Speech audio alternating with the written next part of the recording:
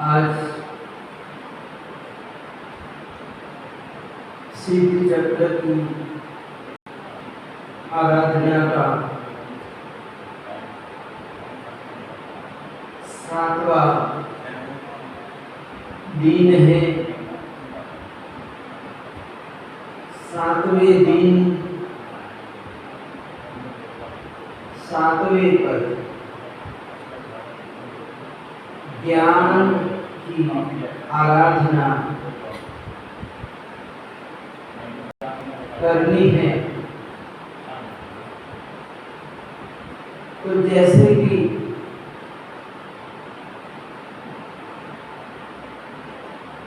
श्रीपाद चरित्र में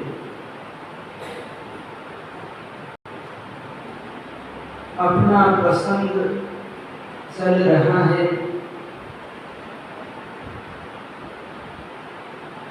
कि पुण्यात्मा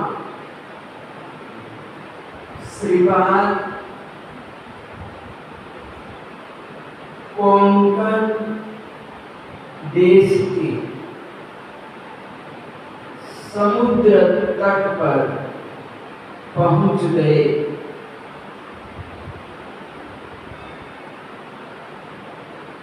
और एक चंपक नामक वृक्ष के नीचे आकर बैठते हैं। तो बैठते ही नींद आ जाती है, सो जाते हैं।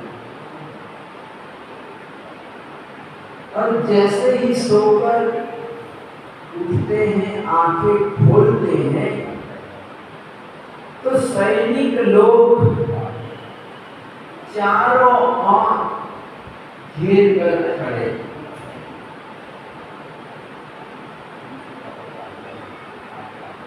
श्रीपाद ने मन में सोचा, क्या बात, अभी अभी तो मैं समुद्र से बाहर निकला और ये वापस कोई नई मुसीबत आ गई क्या? सब लोग मेरे चारों ओर खड़े हैं। तो उन्होंने कहा कि आप विधि को हमारे नगर के राजा, यानी कि आप कोंकण देश में पहुंच गए हैं और इस देश की राजधानी थाना नगर, यानी कि थाना नगर के महाराजा वसुपाल ने आपको लेने के लिए हम सभी को भेजा। उन्होंने जैसा बताया था कि चंपक वृक्ष के नीचे सोए हुए आदमी को घोड़े पर बिठाकर बड़े आदर सत्कार के साथ मेरे पास ले आओ। तो अस्त्र तैयार है, आप घोड़े पर बैठ जाइए, सवार हो जाइए। हम सब लोग आपसी जी को लेने के लिए आया। मन में दूसरा कुछ सोचे नहीं कि राजा ने बड़े प्यार से आपको बुलाया है, आप पधारिए। तो श्रीपाल महाराजा सबसे पहले 9 पदों का स्मरण करते हैं। अरिहंत श्रीध आचार्य उपाध्याय साधु दर्शन ज्ञान चारित्र और तप, इन 9 पदों का स्मरण करते हैं और 9 पदों का स्मरण करके घोड़े पर बैठ जाते हैं। थाना नगर में जैसे ही महाराजा को समाचार मिलता है तो तुरंत अपने मंत्री मंडल के साथ वसुपाल महाराजा श्रीपाल का स्वागत करने के लिए सामने आते हैं। बड़े धूमधाम से नगर प्रवेश करवाते हैं। बाद में स्नान आदि भोजन आदि करवाकर श्रीपाल से महाराजा कहते हैं कि मेरे पास एक नैमित्तिक आया था, ज्योतिषी आया था, और उस ज्योतिषी को मैंने पूछा कि मेरी पुत्री मदन मंजरी का विवाह किसके साथ होगा। तो उस नैमित्तिक ने मुझे बताया था कि समुद्र के तट पर चंपक वृक्ष के नीचे जो व्यक्ति सोया होगा वो परदेशी होगा, और ऐसे सोए हुए व्यक्ति को आप ले आए, और वो दिन होगा वैशाख सुदी 10वीं का दिन होगा।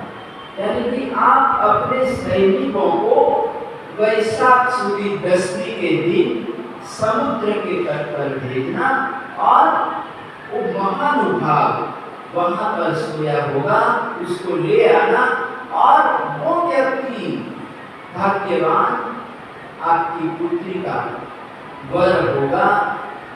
मदन मंजरी का विवाह उस व्यक्ति के साथ होगा। तो जैसे ज्योतिषी ने बताया था वैसा ही सब कुछ हुआ है। यानी वैशाख सुदी 10वीं के दिन, आज 10वीं का दिन है, वैशाख सुदी 10वीं का दिन है, और आप हमको मिले हैं। तो सब के अनुसार ज्योतिषी ने जैसा बताया था वैसा मैं आपके साथ मैं अपनी पुत्री देना चाहता हूँ। यानी कि आप मेरी बात को स्वीकार करें, मेरी पुत्री को स्वीकार करें। और इस प्रकार से श्रीपाल महाराजा कहते हैं कि मैं तो वैसे यहाँ पर आया हूँ, परदेशी हूँ, न मेरी जाति वंश जात पात कुछ भी आपको पता नहीं है, और आप मेरे को अपनी कन्या देने के लिए तैयार हो गए हैं। आप तनिक विचार करें। तो उन्होंने कहा नहीं कुमार, मेरा ज्योतिष यानी ये मेरा माना हुआ ज्योतिषी है, नैमित्तिक है, और उन्होंने आज तक मेरे को जो भी बताया है वो सही निकला है, उसकी बात सत्य निकली है। तो मुझे थोड़ा भी संदेह नहीं है, आप कुछ कुलीन हैं, कुछ वंश के हैं, और मेरे को ज्योतिषी की बात पर पूरा भरोसा है, इसलिए आप मेरी बात को स्वीकार करें, ग्रहण करें। तो फिर शिशुपाल महाराजा कहते हैं कि जैसी आपकी इच्छा, मैं आपकी इच्छा के अनुसार करने के लिए तैयार हूँ। तो वसुपाल महाराजा ने अपनी पुत्री मदन मंजरी का विवाह श्रीपाल के साथ कर दिया, और रहने के लिए अलग से एक राज महल भी दे दिया। उस समय कोई बिल्डिंग ऊंची होती थी, आजकल तो 50-60 फ्लोर की भी बिल्डिंग होती है। तो उस जमाने में ज्यादा से ज्यादा कोई ऊंचा मकान होता था तो वो 7 मंजिला यानी 7 फ्लोर हुआ करते थे। वो भी किसी राजा का मकान हुआ करता था, सामान्य व्यक्तियों के ऐसे घर नहीं होते थे। तो श्रीमान महाराजा को रहने के लिए राजा ने अपना 7 मंजिला एक राजमहल ही दे दिया। आप आराम से रहिए। इस प्रकार से श्रीपाल महाराजा राजमहल में आ जाते हैं। मात्र एक ही रात समुद्र में रहे हैं और दूसरी रात राजमहल में आ जाते हैं। विवाह हो जाता है, शादी हो जाती है। तो इस तरह से प्रजापाल महाराजा अपने दामाद को एक पद भी देते हैं। वो विशेष प्रकार का पद होता है। जब राजसभा लगती है, राज दरबार लगता है, तो राजा के एकदम निकट उसका आसन होता है, सिंहासन होता है। उसको बोलते हैं थगीधर। सगीधर यानी राज दरबार में जो भी राजा को मिलने के लिए अतिथिगण मेहमान बाहर से आए तो उसका स्वागत करने का काम उसका स्थगित का होता था। तो उस समय सम्मान में आदर किया जाता। जैसे आजकल हम कंकु का तिलक करते हैं, गले में माला पहनाते हैं, ऐसे हम आजकल हम वर्तमान समय में हम किसी भी मेहमान का, अतिथि का हम सत्कार करते हैं, मान सम्मान करते हैं। तो उस समय सत्कार में पान दिया जाता। क्या दिया जाता था कि मान सम्मान में एक पान बिया हाथ में दिया जाता था और वो बड़े स्नेह से आने वाला मेहमान अतिथि स्वीकार करता था, बड़ी प्रेम से उसको ग्रहण कर लेता था। तो महाराजा ने उसको थगीधर के रूप में स्थापित कर दिया। और जो भी मेहमान आते हैं, अतिथि आते हैं, स्वीकार महाराजा सभी का तहे दिल से स्वागत करते हैं, सम्मान करते हैं। अब इधर क्या होता है, जैसे ही श्रीपाल समुद्र में गिर पड़ा तो ये दोनों, एक तो धवल सेठ और दूसरा उसका दुष्ट मित्र, दोनों खुश हो जाते हैं, बड़े प्रसन्न हो जाते हैं। चलो अच्छा हुआ कि हमारे बीच में से कांटा दूर हो गया, श्रीपाल हट गया। अब श्रीपाल के जाने के बाद श्रीपाल की जो भी रिद्धि सिद्धि संपत्ति है और उसकी जो पत्नियां हैं ये हमारी हो गई। क्या हो गया, ये सब कुछ हमारा हो गया। धन माल जो भी है सब कुछ श्रीपाल का हमारा हो गया। तो इस तरह से बड़े खुश हैं। लेकिन अब लोगों को भी दिखाना है, सहानुभूति दिखाना है, ऊपर से दिखाना है। और उन्होंने दोनों ने, धवल सेठ और उसका दुष्ट मित्र, दोनों चिल्ला चिल्ला कर रोने लगे। क्या करने लगे, रोने लगे। लेकिन आंसू भी गिरा है, लेकिन अंदर से हंस रहे। क्या है, अंदर से दोनों हंस रहे हैं लेकिन ऊपर से रो रहे, आंसू गिरा रहे, मगर के आंसू उसको बोलते हैं। तो दोनों चिल्ला चिल्ला के रोने लगे। तो इतने में सब लोग दौड़ के आ गए। क्या हुआ क्या हुआ क्या हुआ, पूछने लगे कि तुम क्यों रो रहे हो, दोनों इतना जोर जोर से रो रहे हो, क्या बात है, क्या हो गया।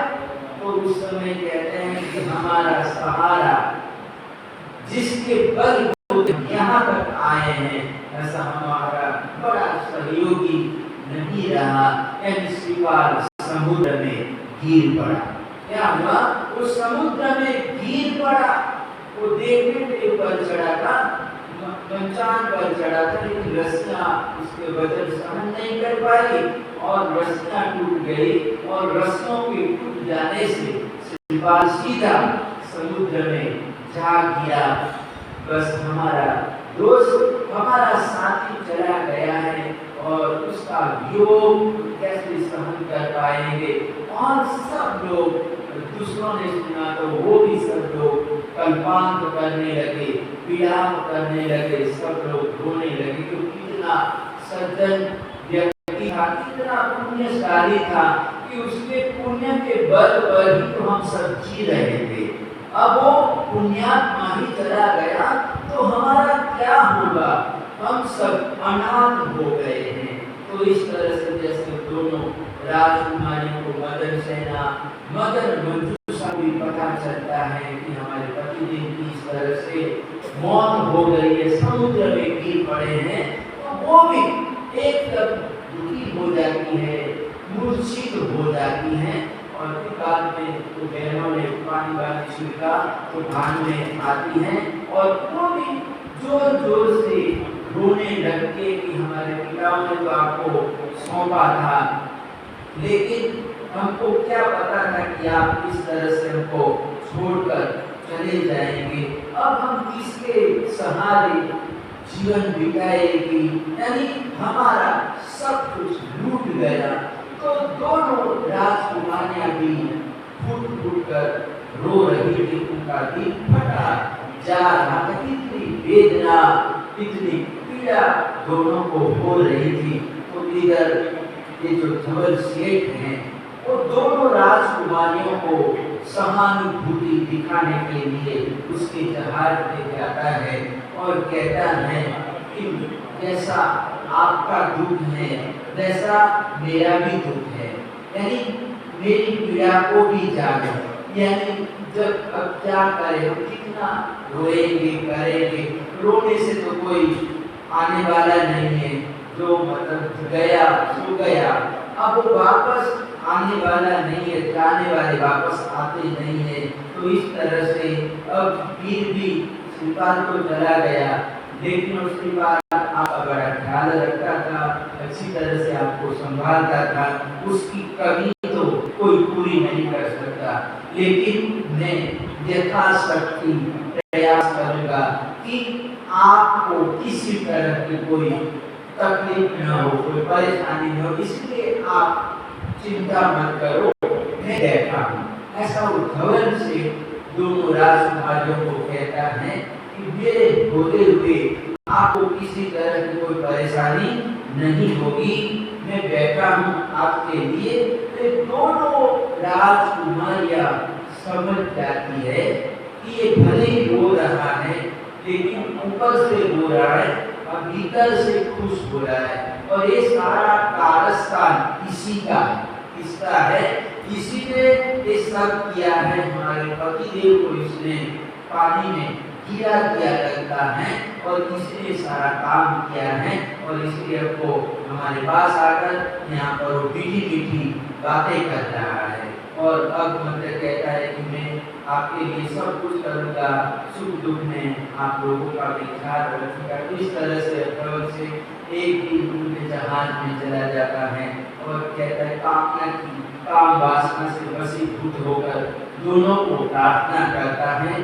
तो उस समय दोनों राजकुमारियां कहती हैं कि इतना दुष्ट है कि हमारे पतिदेव को भी तूने ही समुद्र में किया गया है, और अब ये तू कैसी भावना रखता है हमारे साथ, कैसी दुर्भावना रख रहा है।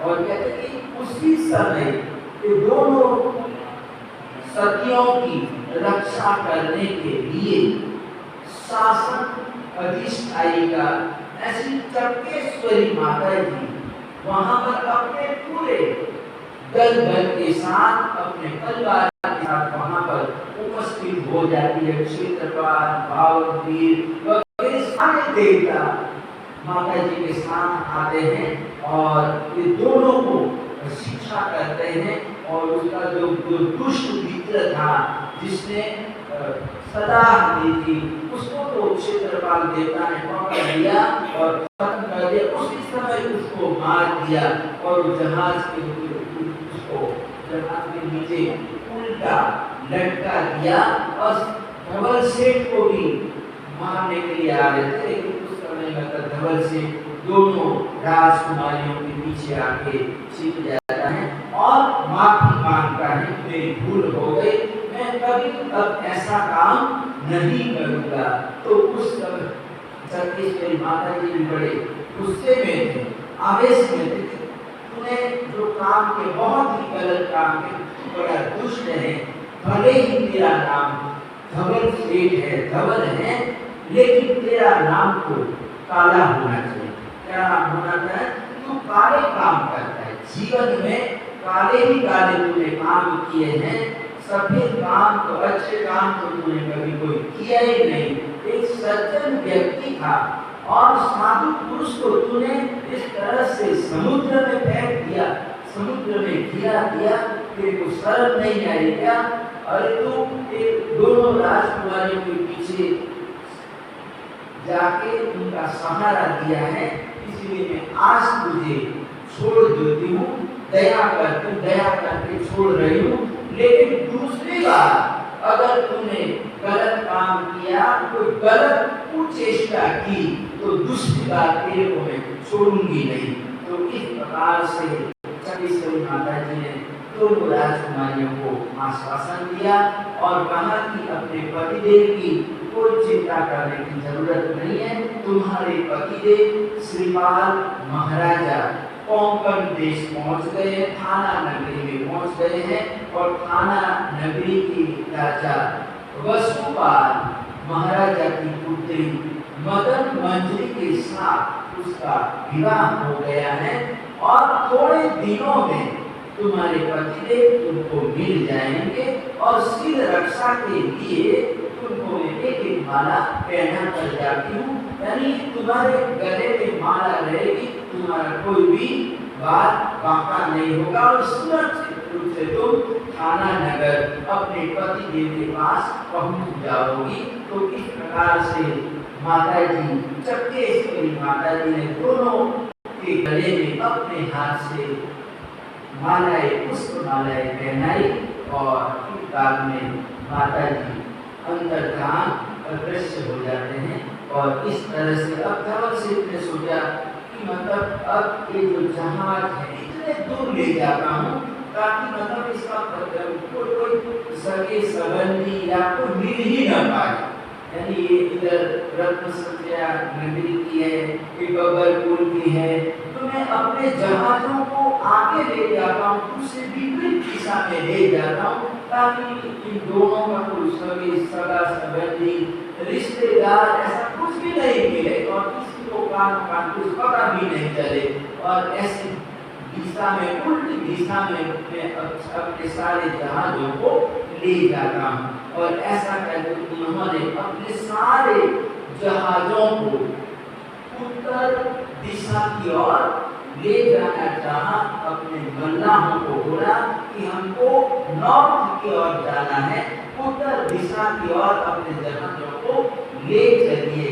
तो उन्होंने मल्लाहों ने प्रयत्न तो किया उत्तर दिशा की ओर अपने जहाजों को ले जाने का, लेकिन हवा दक्षिण दिशा की ओर चल रही थी और वो हवा के कारण इतनी तेज हवा थी कि सारे के सारे जहाज दक्षिण दिशा की ओर चल पड़े और थाना नगरी के तट पर आ गए। थाना नगरी के तट पर पहुंच गए तो सबसे धवल सेठ अपने जहाज से नीचे उतरता है। तो जहाँ भी जाना है तो सबसे पहले राजा को मिलना पड़ता था, राजा को खुश करना पड़ता था। फिर धवल सेठ नीचे उतरा और भेंट वगैरह, उपहार वगैरह लेकर पूरा थाल भरकर तो धवल सेठ वसुपाल राजा के पास आता है। तो दरवाजे पर आता है, प्रवेश करता है तो राजा का दरबार लगा हुआ था और वसुपाल राजा के पास भी श्रीपाल बैठा हुआ था, तो दूर से उन्होंने देखा कि ये तो श्रीपाल जैसा दिख रहा है, यहाँ कि ये तो श्रीपाल जैसा दिख रहा है। पास में आया, अब जो भी भेंट थी राजा को भेंट समर्पित की और बताया कि मैं विदेश से आया हूँ, मेरी व्यापार करने के लिए आपके नगर में मैं आया हूँ, आपकी अनुमति चाहिए। तो राजा ने कहा मेरी तरफ से पूरी छूट है, आप मेरे नगर में व्यापार धंधा कर सकते हैं। तो व्यापार क्या है ना, तो राजा ने श्रीपाल को इशारा किया कि व्यापारी का सम्मान किया जाए। तो श्रीपाल महाराजा खड़ा होता है और उन्होंने धवल सेठ के हाथ में गिरा दिया, पास में आके पहचान लिया कि ये तो श्रीपाल ही है, क्या है, श्रीपाल ही है। और फिर मतलब अपने स्थान पर वो जाने लगा। तो क्या किया कि दरवाजे पर उसको फिर भी भरोसा नहीं हुआ, तो द्वारपाल को वॉचमैन को पूछता है कि तो ठगीधर है, ये कौन है? तो उसने बताया कि ये समुद्र के तट पर एक पेड़ के नीचे सोए हुए और महाराजा के आदेश से हम लोग यहाँ पर ले आए और महाराजा की पुत्री मदनंदरी के साथ इसका विवाह हो गया। यानी कि ये महाराजा का दामाद है। क्या है? महाराजा का दामाद है श्रीपाल। क्या है? इसका नाम श्रीपाल है। तो धवल से तो एकदम घबरा गया कि श्रीपाल ने अगर अपने ससुर राजा को बता दिया कि इसने मेरे को समुद्र में गिरा दिया, समुद्र में फेंक दिया था, तो मेरी ऐसी की तैसी हो जाएगी, राजा मेरे को सजा करेगा, मुझे मृत्यु दंड भी दे सकता है। तो कुछ उपाय करना होगा। अपने स्थान पर आ जाता है और स्थान पर आकर इतने में कोई डूम मंडली होगी। तो डूम मंडली तो नीच जाति के लोग होते हैं, वो गाना बजाना करते हैं, गाने बजाने का काम करते हैं, गाँव घूमते हैं और कैसा वैसा उनको मिलता रहता है। तो इस तरह से ये मंडली डूम मंडली है। चलो बाहर से बड़ा व्यापारी आया है, तो चलो इसके सामने जाके हम अपना कार्यक्रम पेश करें ताकि खुश होकर कुछ देवे। तो डूम मंडली का कार्यक्रम देखा और धवल सेठ ने अपने मन में सोच लिया कि ये जो श्रीपाल के साथ राजा ने बिना पूछे कहाँ का है, कौन सी जाति है, कौन सा बिना पूछे ही विवाह कर दिया है, अपनी पुत्री का विवाह कर दिया है। तो डूम जाति के नायक को, डूम मंडली के नायक को अपने पास बुलाया और कहा कि तुमको एक नाटक करना है, राज दरबार में जाकर अपना कार्यक्रम देना है, प्रस्तुत करना है और जब राजा खुश होकर तुमको कहे कि ले लो पैसा पैसा ले लो, तो उस समय तुम मना कर देना, पैसा पैसा मत लेना। लेकिन कहना राजा आपकी विवाह से कोई पैसा टका तो बहुत मिलता रहता है, लेकिन हमको आपसे की तरफ से सम्मान चाहिए, मान सम्मान चाहिए। और जैसे ही मान सम्मान करने के लिए ठगीधर खड़ा हो तो उस समय तुम नाटक करना और कहना कि तू तो मेरा बेटा है, कि वर्षों से हमारे से बिछुड़ गया था, बचपन से ही तू हमारे घर से चला गया था, तो इतना बड़ा हो गया है, कोई पिता का रोल करना, कोई माँ का रोल करना, कोई मामी का, कोई चाची का, कोई बुआ का, इस तरह से रोल करना और ये भाषा समझ जाएगा कि ये जो मेरा दामाद है वो नीच जाति का है, इसका है नीच जाति का है, तो फिर राजा छोड़ेगा नहीं और इसकी हत्या ही कर दे। क्या करेगा? अपने जमाई की हत्या ही कर देगा और इसके बदले में तेरे को मांगा की नाम दूंगा। और उसी समय अपने गले में से निकाल कर एक रत्न जड़ित महंगा ऐसा हार दूध के गले में पहना दिया। तेरे को एक काम करना है। उन्होंने कहा कि जैसी आपकी इच्छा और मैं जैसा आपने कहा है वैसा मैं करूँगा। और ये पूरी मंडली, संगीत की मंडली राज दरबार में आई। पशुपाल महाराजा भी संगीत का तो बड़ा शौकीन था, तो उन्होंने आमंत्रित किया संगीत मंडली को कि आप मेरे राज दरबार में अपना कार्यक्रम प्रस्तुत करें, हम देखना चाहते हैं। तो संगीत मंडली ने अपना कार्यक्रम प्रस्तुत किया और जितने भी लोग थे, दरबारी लोग थे, वो आखिरी पुकार गए, ताका बजाने लगे। वाह वाह, क्या आप लोगों ने संगीत की महफिल जमाई। राजा भी बड़ा खुश हो जाता है और पुरस्कार का पूरा ढेर लग जाता है वहाँ पर।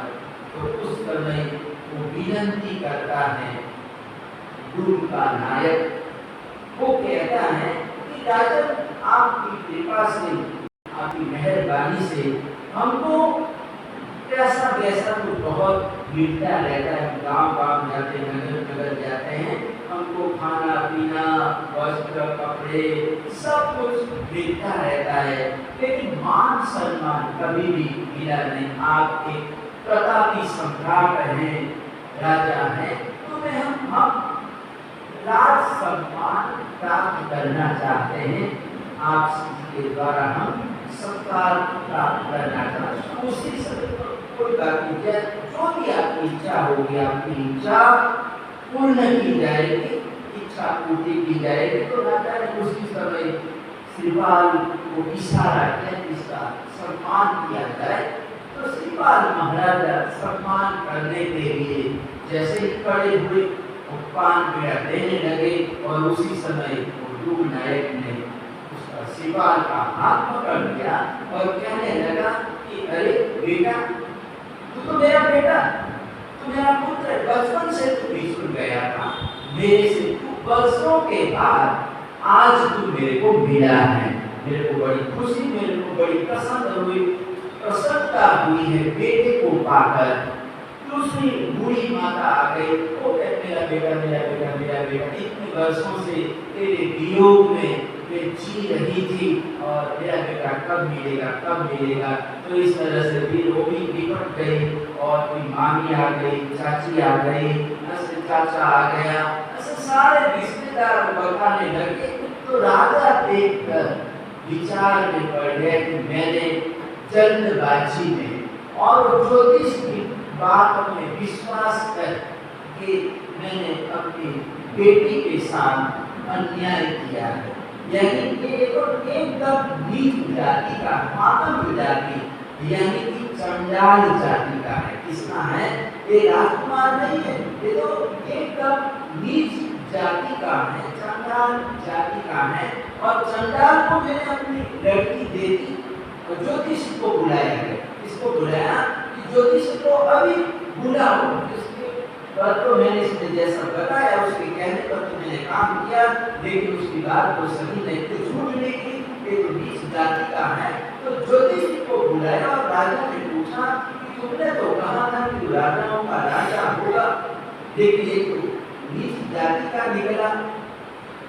तो वो कहता है, ज्योतिष कहता है कि मैंने जो बताई, मेरी जो बात है वो बिल्कुल सत्य है, गलत नहीं है। कि जो आपका दामाद है वो उच्च कुल का है, इसका है उच्च कुल का है, लेकिन फिर भी राजा को भरोसा नहीं होता, उसको इसको कैद में डाल दो और श्रीपाल की मैं हत्या कर दूंगा, मार दूंगा, इसको मैं रहने नहीं दूंगा। तो उस समय राजा का बड़ा क्रोधित हो गया था, राजा क्रोध आ गया था। तो अब वहां पर राजा को समझाए कौन? यानी ऐसी स्थिति में बड़े को शांत करना, समझाना हर एक व्यक्ति की बस की बात नहीं होती, कोई बोल भी नहीं सकता, बात भी नहीं कर सकता, समझा नहीं सकता।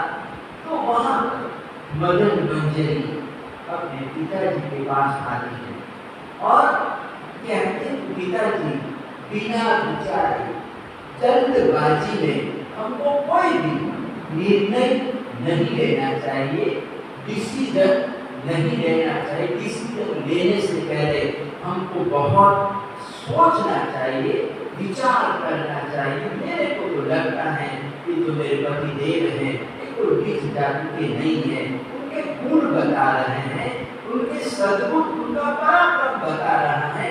ये नीच जाति का नहीं है। क्या है, मेरे जो पति देव हैं वो किसी राजघराने के हैं, कुछ कुल के हैं, ऐसा मेरा मन मान रहा है। और इसीलिए मेरा नम्र निवेदन है कि कोई भी निर्णय लेने से आप थोड़ा विचार करें, क्योंकि जल्दबाजी में कोई काम हो जाता है तो उससे पश्चाताप करना पड़ता है। क्या करना पड़ता है? पश्चाताप करना पड़ता है। किसी घर में कहते हैं कि एक नेवला पाल रखा है, तो लोगों को शौक होता है पशु पालने का, तो कोई डॉगी रखता है, कुछ रखता है, कछुआ रखता है। तो ये लोगों ने मतलब अपने घर में एक नेवले को रखा हुआ था।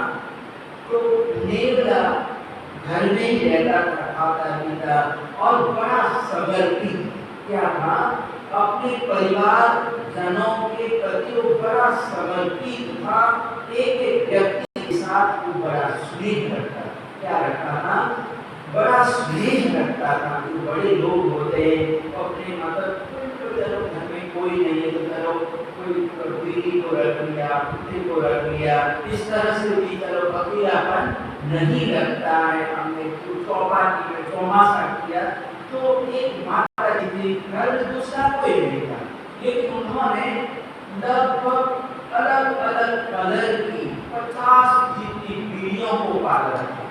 इतनी सारी बिल्लियां और उसका सारा दिन दिन रात बिल्लियों की सेवा में। उन्होंने कोई नौकर भी नहीं रखा, सर्वेंट भी नहीं, खुद ही बिल्लियों की सेवा कर। इतनी सारी बिल्लियों को संभालना कितना कठिन काम होता है, लेकिन व्यक्ति का एक शौक होता है। क्या होता है?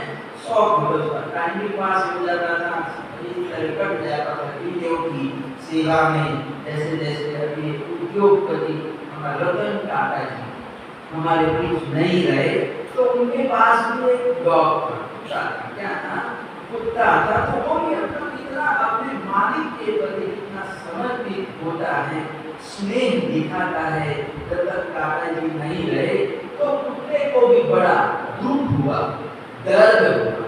पंजाब केसरी आचार्य भगवान स्मृति विजय वल्लभ श्री महाराजा के पास वो बॉम्बे में थे। तो उस समय गुरुदेव के अलग अलग उपासनाओं में प्रवचन हुआ करते थे। तो जैसे श्रावक शालिका आते हैं वैसे कुत्ता भी आता था और कुत्ता सीधा गुरुदेव के पाद के नीचे आके बैठ जाता था। वो पाद के नीचे बैठता था तो लोग उसको भगाते थे। क्या करते थे? भगाते थे, लेकिन वो मानता नहीं और सीधा गुरुदेव के पाद के नीचे ही वो आके बैठ जाता था। तो फिर गुरुदेव मना करते थे कि ये कोई भली जीव लगता है, इसको बैठने दीजिए, मेरे नीचे, मेरे पाद के नीचे खड़े बैठना चाहता है, बैठने दो, कोई बात नहीं। तो इस तरह से कुत्ता भी गुरुदेव को इतना वो चाहने लगा था। और जब गुरुदेव का मरीन ड्राइव में काल धर्म हो गया, हमने वहाँ पर मरीन ड्राइव में भी पाटन जैन मंडल में भी चातुर्मास किया।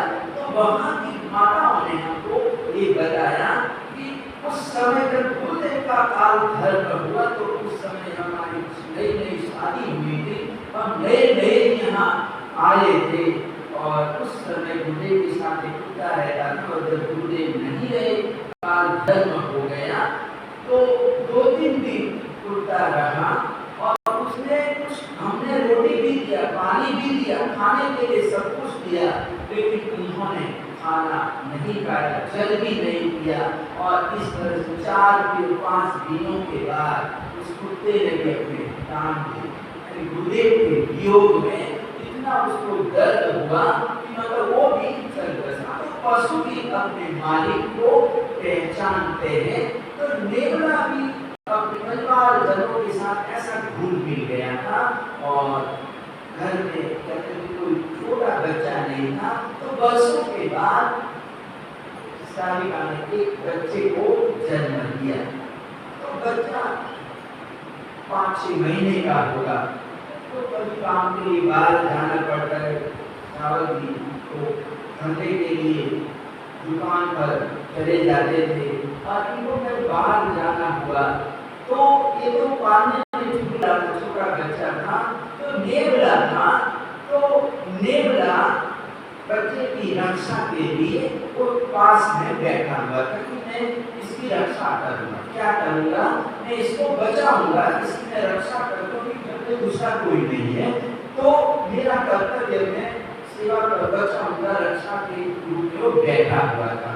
और इधर के काम के लिए बाहर जाके पानी वाली भरने के लिए तो जाके मटका लेकर, और इधर थोड़ी देर के बाद वहां पर एक कोबरा आ जाता है, सर्प आ जाता है, एक नाग आ जाता है और सीधा वो बच्चे की ओर जा रहा था। और नेवला और सर्प का तो वैसे बैर होता है, जन्म जाते शत्रु होते हैं। तो नेवले ने अपने बच्चे को बचाने के लिए सर्प पर हमला कर दिया, आक्रमण करके। वो तो सर्प तो बच्चे की ओर जा रहा था, लेकिन इसने बीच में रोक दिया और लड़ाई हुई। दोनों की लड़ाई हुई और लड़ाई में नेवले का विजय हुआ और सर्प के उसने टुकड़े टुकड़े कर डाले। और अब घर के बाहर दरवाजे पर वो आके बैठ जाता है कि मैं खुशखबरी सुनाऊं, माता जी को खुशखबरी सुनाऊं कि मैंने इसकी रक्षा की है, चिंटू की मैंने रक्षा की, बचाया, मैंने कितना बढ़िया काम किया, बहादुरी का काम किया है। ऐसा करके बाहर बैठा हुआ था कि इंतजार कर रहा था कभी आएगा, कभी आएगा। जैसे ही वो माता जी आई तो माता जी ने देखा उसका वो खून से पूरा शरीर लथपथ था, मुंह पर भी खून लगा हुआ था। तो उसने सोचा कि शायद इसने मेरे बच्चे को मार दिया। क्या है? मेरे बच्चे को खत्म कर दिया है। और उसको इतना गुस्सा आया और गुस्से में बिना देखे, बिना जाने, बिना विचारे वो जो पानी का जो घड़ा था उसमें गिरा दिया। क्या किया? नीचे गिरा दिया। और कहते हैं कि गिराते ही जो पानी का घड़ा था तो बेचारा नेवला ऐसे छोटा होता है तो उधर गया और इस तरह से कहते हैं कि नेवला खत्म हो जाता है। और अंदर जाकर देखती है तो बच्चा तो हंस रहा है, खेल रहा है और सर्प के टुकड़े भी बाजू में पड़े हुए। तो देखकर वो समझ जाती, उसको बड़ा पश्चाताप होता है कि नेवले ने मेरे बच्चे की रक्षा की, मेरे बच्चे को बचाया, लेकिन मैंने कितना गलत काम कर बिना विचारे। राजकुमारी कहती है कि पिताजी हमको कोई भी कार्य सहसा विगलित न किया, यानी कि एकाएक बिना विचारे कोई भी काम नहीं करना चाहिए।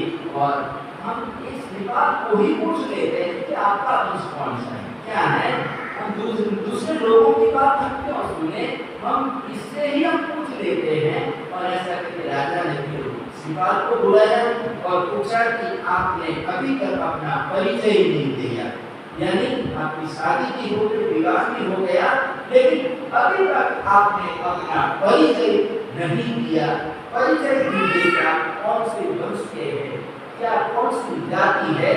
तो शिपाल महाराजा कहते हैं कि आपने ऐसा काम किया है कि जैसे कोई व्यक्ति किसी घर में पानी पीता है, पानी पीने के बाद घर पूछने जैसा आपने काम किया, पहले लड़की दे दी, अब पूछ रहे कौन सी। ये तो लड़की देने से पहले सब देखना चाहिए था, देखना परखना जांच करना चाहिए था, लेकिन आप लड़की भी दे दी, मेरे को पूछ रहे वंश से कौन सी जाति का है। लेकिन मेरा वंश जानना, मेरा परिचय जानना है, तो मेरा परिचय तो मेरी तलवार देगी। कौन देगा? तलवार देगा। और दूसरी बात, मेरा परिचय जानना है तो समुद्र के तट पर मेरी दो पत्नियां आई हैं, मदन सेना और मदन मंजूषा। उसको यहाँ पर बुलाया जाए और उनसे आप मेरा परिचय ले सकते हैं, उनको आप पूछ सकते हैं। तो राजा ने तुरंत अपने सेवकों को समुद्र के तट पर भेजा और दोनों राजकुमारियों को आदर सत्कार के साथ वहां पर लाया जाता है। और राजकुमारियों से पूछा गया, महाराजा ने पूछा तो मदन मंजूषा ने सुना था। तो चारों मुनि ने रत्न संध्या नगरी में अपने विवाह से पहले शिवपाल महाराजा का परिचय दिया था। वो सारा का सारा परिचय मदन मंजूषा ने वसुपाल महाराजा को बताया। तो परिचय सुनकर प्रजापाल वसुपाल महाराजा ने बड़े खुश होते हैं और वो कह पड़ते हैं कि अरे ये तो मेरा भांजा क्या है, ये तो मेरा भांजा की बहन का लड़का है। श्रीपाल और मेरी बहन कमल प्रभा का लड़का है, पुत्र है। बड़े खुश होते, बड़े प्रसन्न होते हैं कि उन्होंने बताया कि जो हमारे साथ जो धवल सेठ आया है वो बड़ा दुष्ट है। क्या है? ये सारा काम सोचता है, हमारे पतिदेव को गिराने वाला ये दुष्ट है। कौन है? ये दुष्ट है। तो राजा को जब ये पता चला और धूम नायक का पता चला तो बोले कि इन्होंने नाटक किया और इसके कहने से दोनों को बुलाया गया, धवल सेठ को भी बुलाया और धूम मंडली संगीत मंडली को भी वहां पर बुलाया। तुमने ऐसा क्यों किया? गलत बीच जाति का है ऐसा दिखाने का प्रदर्शन क्यों किया? तुमको हम मृत्यु दंड देते हैं, धवल सेठ को और पूरी धूम मंडली को हम फांसी पर चढ़ा देते हैं, मृत्यु दंड देते हैं। और कोई सजा नहीं, मृत्यु दंड ही एक सजा है। तो इस तरह से राजा को मृत्यु दंड दोनों को दे दिया। तो उस समय दयालु श्रीपाल ने राजा से नम्र निवेदन किया कि इनकी जो सजा है वो रद्द कर दी जाए। यानी कि जो हमारा धवल सेठ है ये मेरे लिए पिता तुल्य है। क्या है? मेरे लिए पिता तुल्य है। और इसके जहाजों में मैं बैठकर यहाँ तक पहुँचा हूँ, तो इनकी जो सजा है वो माफ कर दी जाए। और ये डूब जाते बेचारे प्रलोभन में आकर इन्होंने राज सभा में आकर मेरे साथ जो किया उनकी भूल को भी क्षमा कर दिया जाए, माफ कर दिया जाए, उनकी भी सजा रद्द कर दी जाए। तो श्रीपाल के कहने से दोनों की सजा रद्द हो जाती है। और प्रजापाल वसुपाल महाराजा बड़े खुश होते कि ये तो मेरा दामाद, मेरा भांजा जो श्रीपाल है वो कितना दयालु है, कितनी करुणा उसके दिल में लगी हुई है कि अपकार करने वाले व्यक्तियों पर भी दया भाव रख रहा है, करुणा उसकी बरस रही है। इस प्रकार से धवल सेठ को भी माफ कर दिया गया और धूम मंडली को भी, चंडालों को भी माफ कर दिया। चंडा लोग अपने घर चले जाते हैं और धवल सेठ यहाँ पर रहता है। तो श्रीपाल की तो चारों ओर पूरी भांग नगरी में प्रशंसा हुई, लेकिन धवल सेठ की सब लोग निंदा कर रहे। क्या कर रहे? धवल सेठ की सब लोग निंदा कर रहे कि इतना नीच है, ऐसा काम करता है कि ये राजकुमार इतना साधु पुरुष है, इतना सज्जन है और उसको इसने पानी में गिरा दिया, लेकिन मैं छोड़ूंगा नहीं। जब कभी मौका मिलेगा तो इसको खत्म कर दूंगा। अभी भी वो सोच रहा है कि श्रीपाल को एक दिन मुझे हटाना, क्या करना है? श्रीपाल को अपनी आंखों से दूर करना है। भले मैं पहले कामयाब नहीं हो सका, लेकिन इसकी अब की बात तो मैं उसका खत्म ही कर दूंगा। और ऐसा करीब रात में श्रीपाल महाराजा अकेले उस सातवीं मंजिल पर सोए हुए थे और रात में वो जग जाता है, चलो रात में कौन देखेगा। और ऐसा करके वो नंगी तलवार लिया और सीढ़ियां चढ़ने लगा। रात अंधेरा था और बड़ी थोड़ी अवस्था भी ज्यादा थी और शरीर भी भारी भरकम था। कभी सीढ़ियाँ इस तरह से चढ़ा नहीं था, रात का समय था, अंधेरा था और फटाफट चढ़ रहा था, जल्दी से वो चढ़ रहा था और एक आध सीढ़ी चुक जाता है और सीढ़ी चुकने से वापस वो खड़ा देके नीचे गिर जाता है और उसने जो छुरी रखी थी सिपाही को मारने के लिए, जो छुरी रखी थी वो छुरी ही तलवार उसके पेट में घुस जाती है और तड़प कर वहीं पर खत्म हो जाता है। यानी कोई दूसरे के लिए खड्डा खोदता है, लेकिन खड्डा खोदने वाला खुद ही अपने खड्डे में गिर जाता है। तो इस तरह से सिपाही को मारने के लिए चला था, लेकिन कहते हैं यहाँ पर खुद ही खत्म हो गया, खुद ही मर गया। सुबह हुई, प्रातःकाल हुआ, लोग वहां से निकले, देखा धवल सेठ को मरा हुआ देखा तो लोग थू करने लगे कि ये राजकुमार को मारने के लिए ऊपर जा रहा होगा और फिर गिर गया होगा और गिरने से इसकी मृत्यु हो गई है।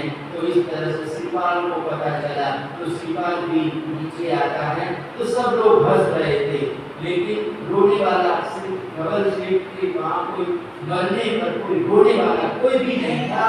रोने वाला अगर कोई व्यक्ति था तो सिर्फ श्रीपाल था। कौन था? श्रीपाल था। और श्रीपाल ने जो भी उसका अंतिम क्रिया करनी थी वो बड़े प्रेम से वगैरह सब कुछ कार्य किया और उसके बाद उसकी जो संपत्ति थी, जहाज वगैरह थे, सब कुछ मतलब कहाँ की ये वो चार जो मित्र जो अच्छे थे, सद्बुद्धि वाले थे, वो चार मित्रों को उन्होंने धवल सेठ की संपत्ति सौंपी और चंपा नगरी में जाकर इसकी जो संपत्ति है उसके बेटे को दे देना। इसका जो अधिकार है, जो मालिक है, वो धवल सेठ का बेटा भीमसेन। कौन है? भीमसेन है। तो भीमन को जाकर ये सब कुछ तुम दे देना, सौंप देना, मेरे को इसका एक पैसा भी नहीं चाहिए। श्रीपाल ने धवल सेठ का कुछ भी नहीं रखा, जो कुछ था उसने सब कुछ दे दिया और कहा कि उसके बेटे को जाके आप सब लोग दे देना।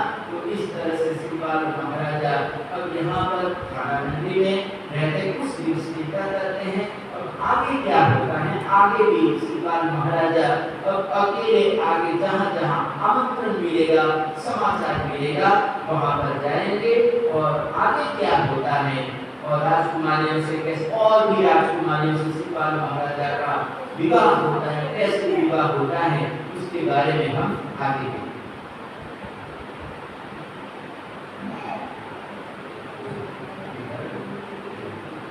तो धन्य कुमार चरित्र में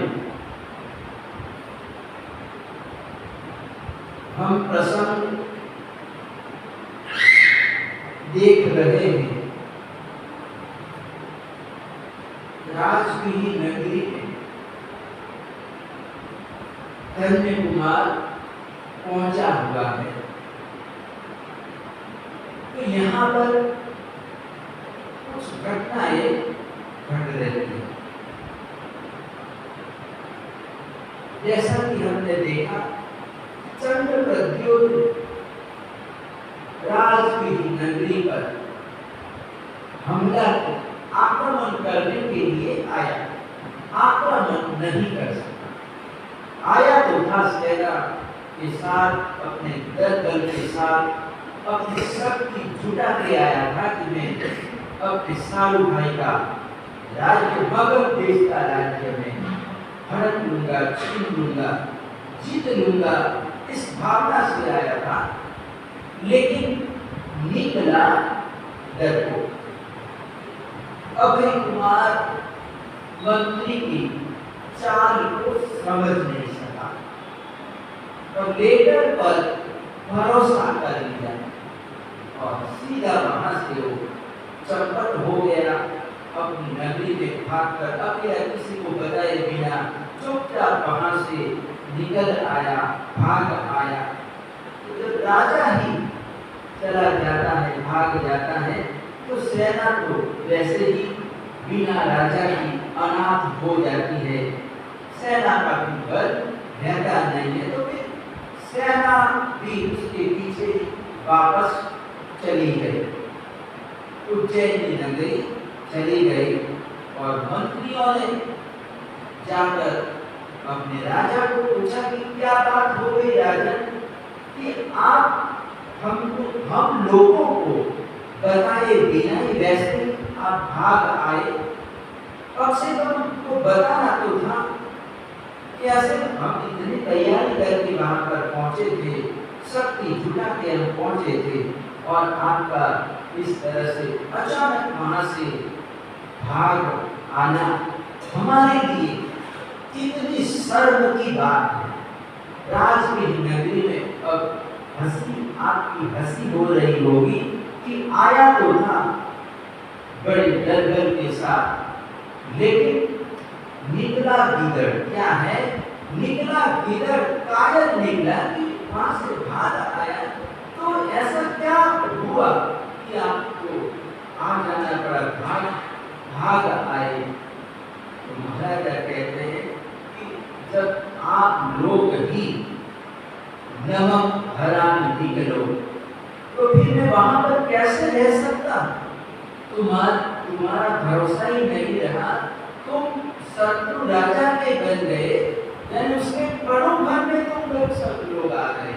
मैंने खुदरा कर देखा तो अंदर सोना चांदी रुपया सब दबा हुआ था, तो तुम लोगों को देने के लिए उन्होंने पहले से जमीन में गाड़ कर रखा था कि आप लोगों को ये सब कुछ दे दिया जाएगा, लेकिन कल जब युद्ध होगा तो मेरी तरफ से तो युद्ध करना ताकि मेरा विजय हो और अपने राजा का पराजय हो जाए। तो मैं अपने पराजय का कैसे देख सकता था, और इसीलिए मैं अकेला पड़ अपने आप को मैंने अकेला महसूस किया कि मैं अकेला कुछ भी नहीं कर सकता, क्योंकि मेरा पूरा सैन्य ही जो सेना है वो सेना ही विरोधी राजा की हो गई है।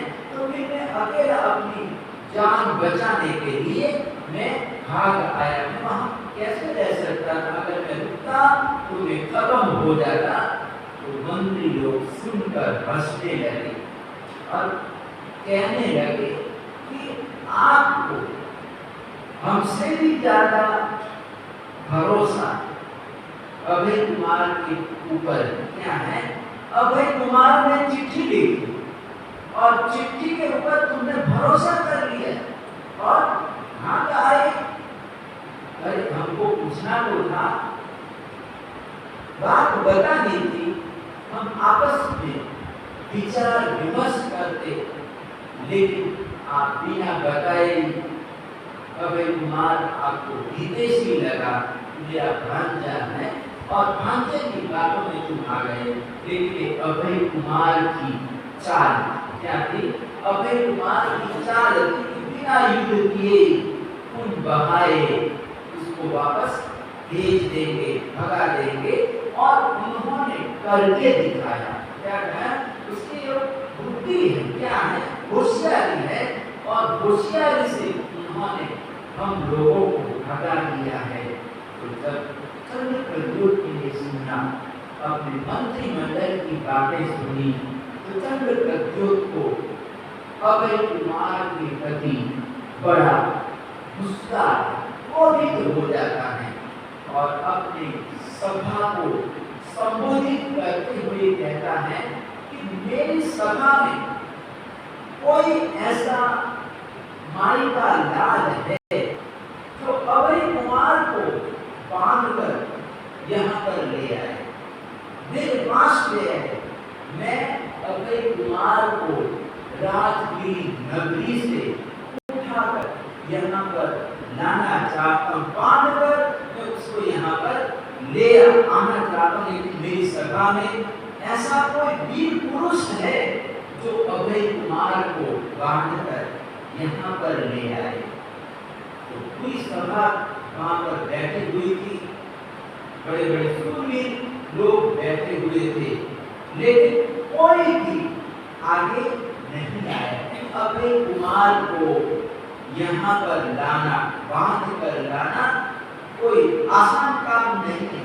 यानी अभय कुमार को लाना यानी कि शहर की केसराओं को पकड़ने जैसा है, शेर अपनी केसराओं को पकड़ने देता है क्या? यानी इसके पास तो कोई जा भी नहीं सकता, वो इतना बुद्धिमान, इतना होशियार है, इतना पराक्रमी है, उसको यहाँ पर लाना, बंदी बनाकर बांध कर लाना आसान काम नहीं है। एक व्यक्ति के आगे नहीं आया। राजा को बड़ी निराशा होती है कि मेरा इतना विशाल राज्य है और मेरे विशाल राज्य में कोई भी ऐसा बहादुर व्यक्ति नहीं है जो अभय कुमार को बांध कर ले। मेरी ऐसी इच्छा है, इसने मेरे को भगाया है, क्या है, इसने मेरे को भगाया है वहां से, तो मैं इसको बांध कर यहाँ पर ले आऊंगा। तो इस तरह उसकी भावना, इच्छा थी, तमन्ना थी, लेकिन तमन्ना को पूरी करने वाला कोई भी नहीं निकला। तो आखिर एक वेश्या सामने आई। वेश्या ने राजा को आकर कहा, मुझे आदेश दीजिए, यानी मैं अभय कुमार को बांधकर ला सकती हूँ। यानी उसकी कितनी हिम्मत होगी, वो कलाओं में निपुण, वेश्या कलाओं में निपुण की 4 जो स्त्रियों की 64 कलाएं होती है, उन कलाओं में वेश्या निपुण होती, बड़ी जानकार, बड़ी अनुभवी थी, होशियार थी। तो उन्होंने राजा की बात को स्वीकार किया कि ये काम मैं कर सकती हूँ। राजा ने कहा, ठीक है, मेरी तरफ से जो भी व्यवस्था चाहिए आप मेरे को बता दो, व्यवस्था हो जाएगी। जो जो वेश्या ने व्यवस्था के लिए बताया, सब कुछ राजा की तरफ से व्यवस्था कर दी गई। और अब वेश्या क्या करती है? वेश्या ने अभय कुमार जीवन के बारे में समझ ली कि अभय कुमार एक धर्मात्मा, क्या है, धर्मात्मा है, देवगुरु धर्म को मानने वाला है, मंदिर जाने वाला, प्रतिदिन मंदिर देरासर जाने वाला, परमात्मा की दर्शन करने वाला है, पूजा करने वाला है। यानी इसके रोम रोम में जैन धर्म बसा हुआ, क्या है, इसके रोम रोम में जैन धर्म बसा हुआ है। तत्व ज्ञान है, कर्म भक्ति, पूरा ज्ञान है, हर तरह का जैन धर्म का नॉलेज है। तो ऐसे व्यक्ति को लाना है, यानी वो कोई आदमी गलत नहीं है, बड़ा सज्जन है, धर्मात्मा है, और ऐसे धर्मात्मा को लाना है तो मुझे भी धर्मात्मा होना पड़ेगा, उसके जैसा होना पड़ेगा। क्या करना पड़ेगा? उसके जैसा मेरे को बनना पड़ेगा। तो वेश्या सीधी उपासना नहीं गई, और साध्वी जी भगवत के पास जाकर उन्होंने कहा कि मुझे श्राविका होना है, यानी श्रावक धर्म को अपनाना है। और इसीलिए मैं धर्म के बारे में जानना चाहती, मुझे आप पढ़ाइए। और साध्वी जी महाराज ने भी कहा, उन्होंने कहा कि मेरा जीवन ऐसे निराधार हो गया है, मेरे पतिदेव रहे नहीं, मैं विधवा हूँ, तो अब मेरा बाकी का समय कैसे कटेगा? तो मैं बाकी का समय धर्म, आराधना, साधना में मैं अपना समय बिताना चाहती हूँ, और इसीलिए मैं आपकी शरण में आई हूँ। मुझे समय दीजिए, मुझे टाइम दीजिए, मैं धर्म के बारे में ज्ञान प्राप्त करना चाहती हूँ, मुझे पढ़ाइए। तो साध्वी जी भगवत ने कहा कि हमारे लिए खुशी की बात है, हमारा तो काम ही है लोगों को पढ़ाना, लिखाना, ज्ञान दान देना हमारा कर्तव्य है, और हम अपने कर्तव्य का पालन करते हैं। अगर आपकी जिज्ञासा है तो आप आइए।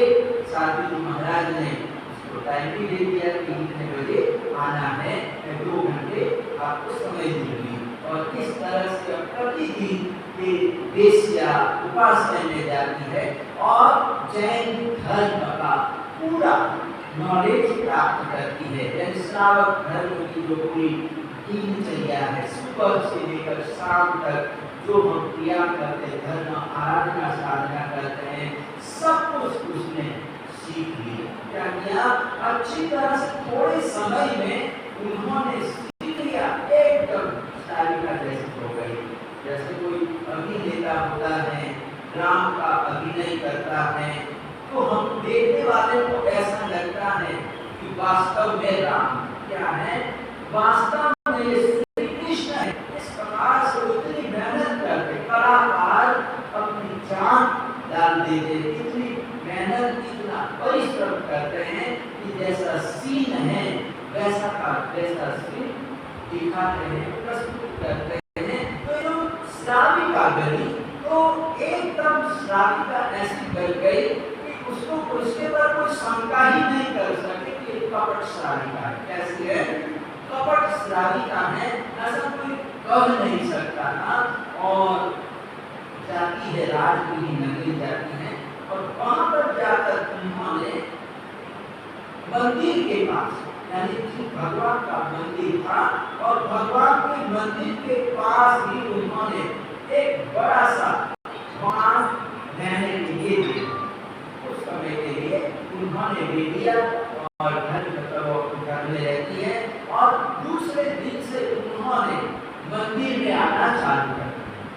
सेवा पूजा करना, सब कुछ आराधना साधना, चित्त वंदन, अष्टप्रकारी पूजा, प्रक्षाल, ये सब कुछ मतलब वो करती थी, और चित्त वंदन करती थी, स्तवन वगैरह भी बोलती थी। तो इतनी मधुर आवाज में उस स्तवन बोलती थी, तो सुनने वाले लोग, उसके इर्द गिर्द आजू बाजू दूसरे लोग भी श्रावक श्राविका बैठ जाते थे और सुनते रहे। कहते थे कि आप हमको नए नए स्तवन, नए नए प्रभु भक्ति के सुनाती रहिए। तो इस तरह से लोगों का प्यार, सब लोग, ये श्राविका बाहर से आई है लेकिन कितनी धर्मात्मा है, तो इस तरह से लोगों पर कैसे छाप पड़ गई कि ये कितनी आराधना है, इसके सामने तो कुछ भी नहीं है। क्या है?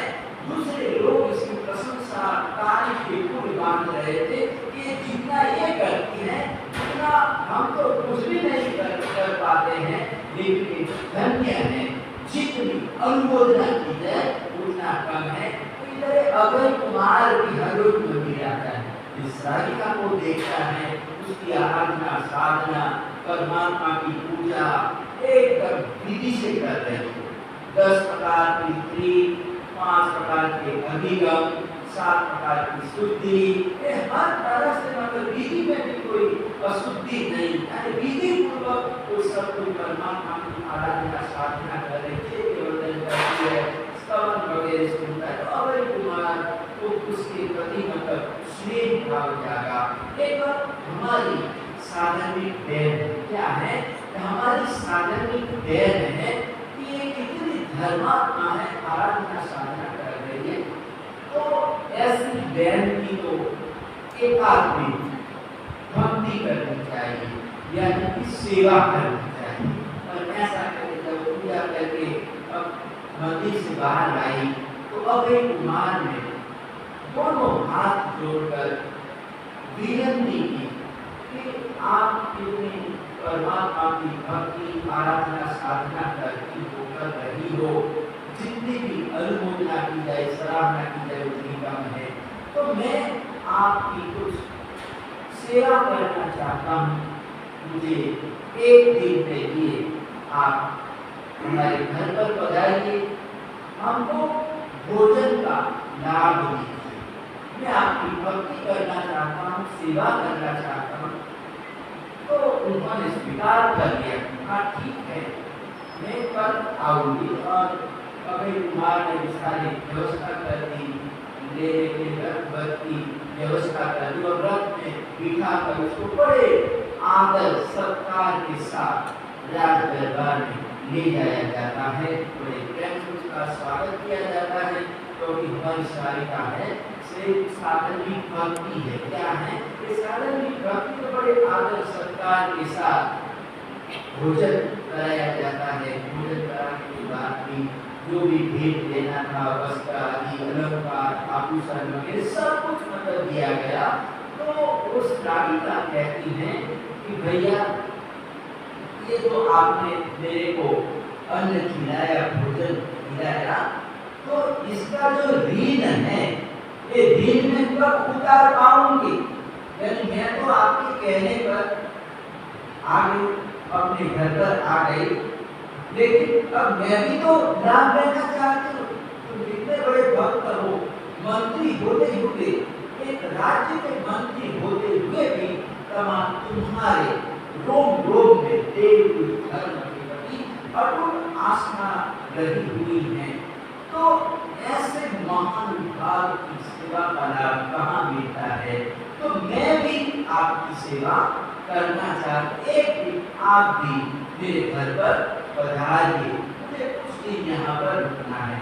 यानी मैं तीर्थ यात्रा करने के लिए निकली हूँ। मैं पहले बालिकाना गई, शंखेश्वर गई, फिर मतलब किसी ने कहा कि पूर्व में भी, बिहार में भी अपने तीर्थ स्थान है।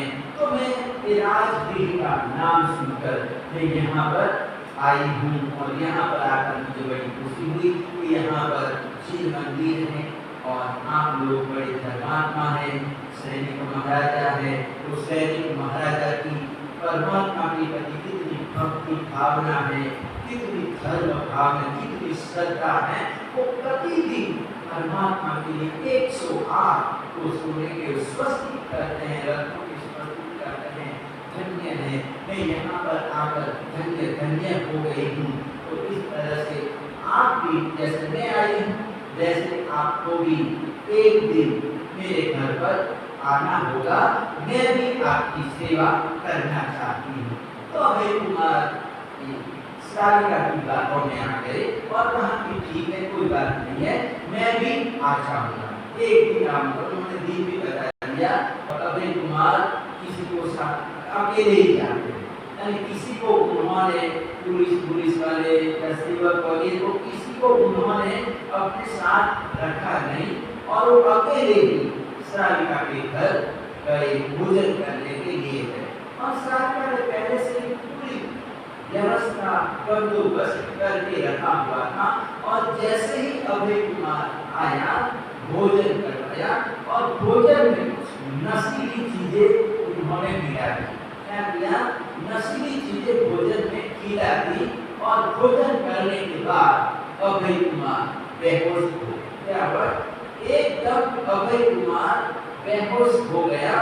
तो रथ तो सब कुछ तैयारी था और अपने साथी को बोला कि इसको रथ में डालो और चलो यहाँ से निकलो। और अभय कुमार को रथ में डाला और वहां से वेश्या भाग निकली। अभय कुमार को लेकर कहते हैं कि राजगीर नगरी से मतलब वो चली आई और लेकर चंद्रप्रद्युम्न के पास आ गई और अभय कुमार को लेकर आई। तो राजा को भरोसा नहीं था कि अभय कुमार जैसे अभय कुमार को ले आएगी, लेकिन कपट श्राविका बनकर हो गई और अभय कुमार भी उसकी बातों में आ गए। उसकी धर्म आराधना साधना देखकर वो भी प्रभावित हुआ, इतना प्रभावित हुआ कि उसकी बातों में उसने विश्वास कर लिया, भरोसा कर लिया और इस श्राविका अपने काम में कामयाब हो गई और अभय कुमार को सीधा राजगीर नगरी से उज्जैनी पहुंचा दिया।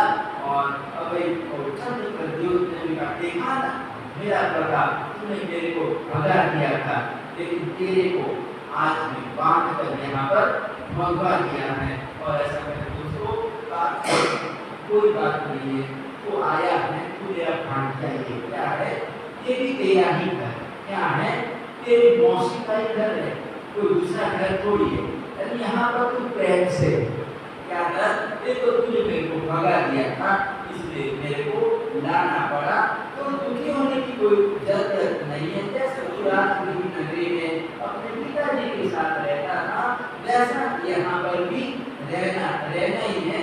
मैं भी तेरा मौसा लगता हूँ, तो कोई चिंता की बात नहीं है, यहाँ पर रहना है, लेकिन जब तक ऐसे भागना नहीं, जब तक मेरी आज्ञा नहीं होगी, जब तक मैं भेजूंगा नहीं, वहाँ तक कहते हो यहाँ से खिसक नहीं सकते। तो अब मेरे इस गिरफ्त में है, मेरे बंधन में है, तो आज से एक तरह से यहाँ पर रहते हुए भी तू बंदी है, हमारा बंदी है। क्या है? हमारा बंदी है। तो इस तरह से यहाँ पर अभय कुमार जैसे अभय कुमार को भी एक वेश्या लेकर पहुंच गए। और इस तरह से कहते हैं कि अभय कुमार अब यहाँ पर रहता है, तो इधर राजा को भी बड़ा दुख होता है। क्या होता है? बड़ा दुख होता है कि अरे एक अभय कुमार के बिना मेरा राज्य कैसे चलेगा।